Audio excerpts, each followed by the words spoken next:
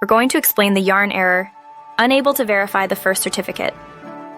This frustrating error usually pops up when Yarn, a JavaScript package manager, tries to connect to a registry, like npm, to download packages, but encounters a problem with the server's security certificate. 1. The root cause is almost always a problem with your system's trust store, the place where your computer keeps its list of trusted certificates. This trust store might be missing the certificate issued to the registry Yarn is trying to reach, or it might have an outdated or corrupted version of that certificate. 2. Sometimes, a misconfigured proxy server can also lead to this error. If your computer is using a proxy to access the internet, that proxy might be interfering with the secure connection to the registry. 3. In rare cases, it could be a problem with the registry itself, but this is less common. 4. Let's talk solutions.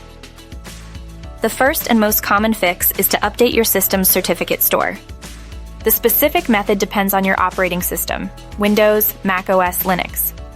On Windows, you might check for updates through Windows Update. On Mac OS, you can check for updates using the software update feature. On Linux, this usually involves updating your system's package manager. 5. The next step is to check your proxy settings. If you're using a proxy, make sure it's properly configured and that it doesn't interfere with SSL/TLS connections. You can usually find and modify your proxy settings within your operating system's network settings. 6. If updating your certificates and checking your proxy doesn't work, try temporarily disabling your antivirus or firewall software.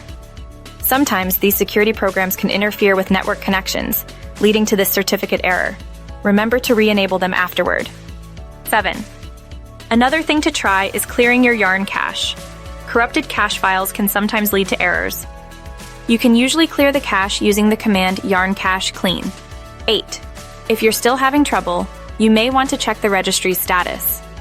If there's a known issue with the registry, you may have to wait for it to be resolved. 9. Finally, as a last resort, you might need to manually add the certificate to your system's trust store.